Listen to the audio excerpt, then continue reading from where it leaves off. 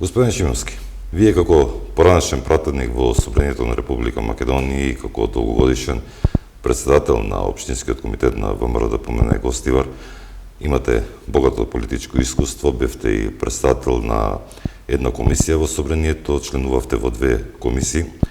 Бив запрашал како ја коментирате изјавата на потпаролот на Демократската унија за интеграција Бујар Османи околу давањето на подписите, но не влегувањето во коалиција, односно не во влада. Па добро, Демократската унија за интеграција подолго време калкулира на политичката сцена во Република Македонија, мислам од изборите на 11 декември, се со цел да најде најидеално решение за неа, мислам, за собствената партија, бидејќи ако ги гледаме резултатите, токму оваа партија е најголемиот губитник на последните парламентарни избори во Република Македонија. И мислам дека тука и се врти тркалото, како да се најде сега најидеално решение за да остане и понатака водечка партија кај албанскиот политички електорат, а воедно треба да бидеме свесни дека за многу брзо време ни се наближуваат и локалните избори, каде што за ДУИ, за останатите албански партии во Република Македонија, овие локални избори се многу битни. Затоа што треба сите да знаеме дека токму со поддршката која што имаше Демократската унија за интеграција од членовите на ВМРО-ДПМНЕ и симпатизерите на ВМРО-ДПМНЕ, успеа да ги освои градоначалничките места во двете поголеми општини во Западна Македонија, во Гостивар и во Тетово.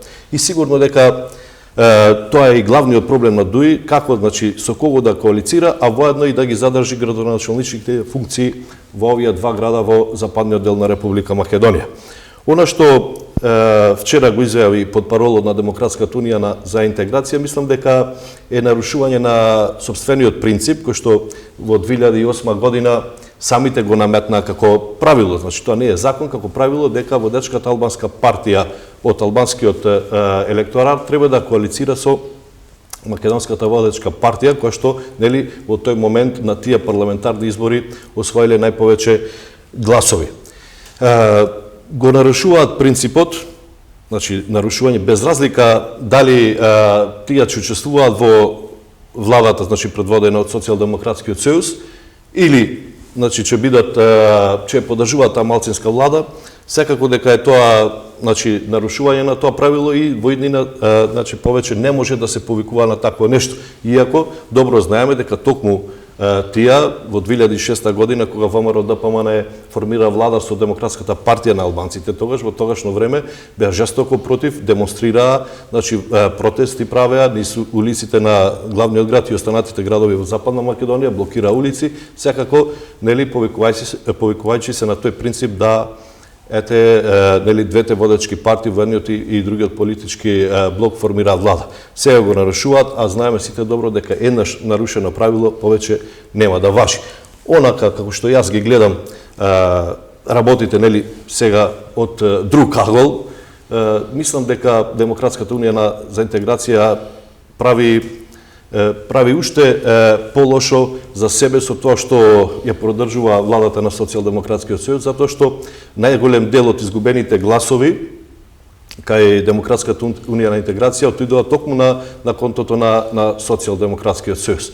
А сега тие одлучуваат да прават со нив коалиција, што според мене е директно на нивна штета. Меѓутоа, ќе оставиме времето да покаже. Две прашања во контекст на она што пред малку одговоривте, ако се одговорите ми во интерес на времето, рековте дека ДУИ ова го прави што е најдобро за Македонија или за нив? Па тие гледаат за нив, нормално. Значи, она по превезот дека ние се грижиме за државните интереси, мислам дека тоа им е јасно дури и на малите деца дека тоа не е така. Тие си гледаат. Но дали после може да се повикаа дека тие не коалицирале со СДС, бидејќи со тоа нивно не коалицирање со СДС, а поддржување, дека сепак не го нарушувале тој договор победник со победник. Именно ВМРО и ДУИ се во опозиција.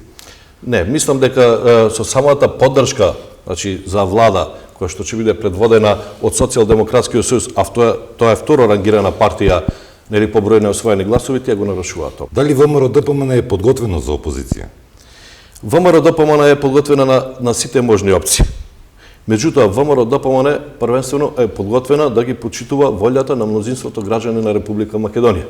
Таа волја беше јасно изразена на последните парламентарни избори. ВМРО-ДПМН и Коалицијата за подобра Македонија освоја 455.000 гласови. Граѓаните гласаа, значи, за програмата на ВМРО-ДПМН, за економските политики и проекти кои што ги прави. Граѓаните не гласаа за платформа направена во Тирана, не гласа за двојазичност на цела територија на Република Македонија. Значи, гласа за економски политики кои што треба да ги спроведе владата во овој момент предводена, би требало да биде предводена од ВМРО-ДПМН, затоа што токму ВМРО-ДПМН е партијата која што освои најголем број пратенички места во собранието на Република Македонија и мислам дека ВМРО-ДПМН нема да дозволи тоа правило да биде прекршено, а воедно нема да дозволи ниту пак нарушување на националните и државните интереси на Република Македонија. Јас ова го кажувам од искуство кое што долго наназад сум го гледал, значи од самата политика која што ја води ВМРО-ДПМН, мислам дека ВМРО-ДПМН ќе ги употреби сите демократски средства, значи да не дојде до нарушување на овие национални и државни интереси преку сеалбанската платформа која што нели сите албански политички партии ја донесоа во Тирана. Јас искрено, значи, можев да разберам да имаше таква платформа тука во Република Македонија и со сите политички партии. Или таа да беше пред започнување на кампањата? Не, видите да ви кажам, значи, не може, ние ги излееме сите прилики на нас, нема да води кон решение на проблемот. Република Македонија долго е во политичка криза. Нема да се реши проблемот ако се почитува само волјата на една етничка заедница, а не се почитува на другата етничка заедница. Јасно беше изразена волјата на граѓаните дека ВМРО-ДПМН треба, значи, да биде предводник на на македонците и останатите етнички заедници кои што гласаа за таа платформа. Меѓутоа, тука имаме кршење и тоа нема да води кон решавање на политичката криза. Не значи дека ние сме направиле нешто, ако едни протестираат 2 или 3 години на улица за некои си нивни права, сега дека треба да го направат тоа други. Требаше, според мене, таа платформа да биде заедно тука. Значи, сите политички партии, од македонскиот и од албанскиот политички блок, да застанат заедно и да направат една платформа. Само така можеме да одиме напред и само така можеме да имаме решение на политичката криза. Бевте председател на Општинскиот комитет во Гостивар, бевте пратеник, имавте право на иницијатива. Доколку повторно по моментов да речеме дека сте пратеник или председател, што би направиле? Па видите, доколку би бил, значи, пратеник во собранието или би имал некаква политичка моќ, јас би ги искористил сите демократски средства, значи, за едноставно да не дојде до нарушување на националните и државните интереси во Република Македонија. Како? Ние знаеме во минатото, поучени сме кога Социјалдемократскиот сојуз, нели, со амандмани, множество амандмани или било кои други демократски средства кои што ги нуди, нели, уставот и законите во Република Македонија, го блокира законот за високо образование и универзитетот Дамјан Груев, а исто така сме, значи, поучени од минатото кога токму Демократската унија на интеграција, во тоа време предводена од колегата мој, нели, поранешен, господинот Талат Джефери, го блокираше законот за бранителите во Република Македонија со, нели, носење, односно поддавање на голем број на амандмани во собранието на Република Македонија и на тој начин да, нели, не изгласување на истиот.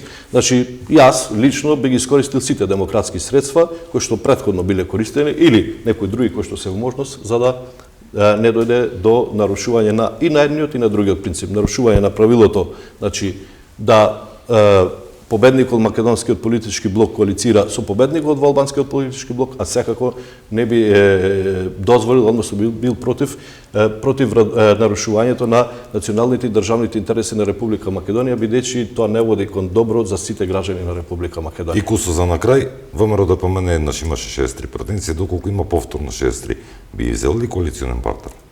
А еднаш нарушено правило, значи тоа останува за секогаш. Благодарам што бевте гостин во Дневникот на телевизија Утре. Благодарам и јас и ми беше мило што бев гостин во Утре телевизија.